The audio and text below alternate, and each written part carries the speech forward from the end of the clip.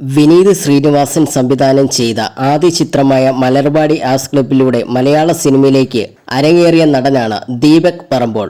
പിന്നീട് വന്ന തട്ടത്തിൻ മറയത്തിലും തിരയിലും വേഷങ്ങൾ വലിയ രീതിയിൽ ശ്രദ്ധ നേടിയിരുന്നു. ഈയിടെ ഇറങ്ങിയ കണ്ണൂർ സ്ക്വാഡ്, മഞ്ഞുവേൽ ബോയ്സ് തുടങ്ങിയ ചിത്രങ്ങളിലൂടെ പ്രകടനങ്ങളിലൂടെ ദീപക് കയ്യടി നേടിയിരുന്നു. സിനിമയിലേക്ക് വരുന്നതിന് മുമ്പ് പലരോടും അവസരം ചോദിച്ചതിനെ കുറിച്ച് പറയുകയാണ്. മാതൃഭൂമി ഗ്രഹലക്ഷ്മി മാഗസിനോടാണ് താരം പ്രതികരിച്ചത്. ചിലപ്പോൾ നോ പറയേണ്ടി വരും. ഇഷ്ടമാകാത്തത് തിരഞ്ഞെടുത്താൽ ഒരു പക്ഷേ സിനിമയിൽ നിന്ന് തന്നെ പുറത്താവും. ചില പറച്ചിലുകൾ ജീവിതത്തിൽ തുണയായിട്ടുണ്ട്. സിനിമയിൽ എത്തുന്നതിന് മുമ്പ് അങ്ങനെ ഒരു സംഭവം ഉണ്ടായിട്ടുണ്ട്. എന്റെ ഒരു സുഹൃത്ത് എയർപോർട്ടിൽ കസ്റ്റമർ കെയർ എക്സിക്യൂട്ടീവ് ആയിരുന്നു. അവനൊരിക്കൽ നിർമ്മാതാവ് ആന്റണി പെരുമ്പാവൂരിന്റെ നമ്പർ കിട്ടി. അതെനിക്ക് തന്നു. ഞാൻ എന്നും ആന്റണി ചേട്ടനെ ചാൻസ് ചോദിച്ച് വിളിക്കും. ഒരു ദിവസം ഫോട്ടോ മെയിൽ അയക്കാൻ പറഞ്ഞു.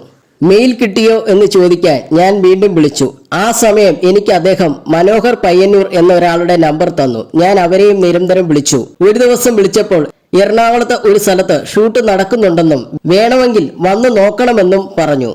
തൊട്ടടുത്ത ദിവസം തന്നെ ലൊക്കേഷനിൽ പോയി മനോഹരേട്ടനെ കണ്ടു. കാത്തിരിക്കെ എന്തേലും ഉണ്ടോ എന്ന് നോക്കട്ടെ എന്ന് അദ്ദേഹം പറഞ്ഞു. വൈകുന്നേരമായപ്പോൾ എന്നെ വിളിച്ചു. ഈ സിനിമയിൽ വലിയ റോളുകളൊന്നും ഇല്ലെന്നും ഒരു സീനിൽ വേണമെങ്കിൽ ബാക്കി നിൽക്കാമെന്നും മുഖം സ്ക്രീനിൽ വരുമെന്നും പറഞ്ഞു. ആന പ്രസവിച്ച് കിടക്കുന്ന സീനിൽ അവിടെ കൂടി നിന്നവരിൽ ഒരാൾ. അതായിരുന്നു രംഗം. ഞാൻ കുറെ ആലോചിച്ചു. ആ സിനിമയോട് താല്പര്യം തോന്നിയില്ല. ജൂനിയർ ആർട്ടിസ്റ്റ് ആയാൽ എന്നും അങ്ങനെ തന്നെ തുടരേണ്ടി വരുമോ എന്നായിരുന്നു എന്റെ ചിന്ത, ദീപക് പറയുന്നു.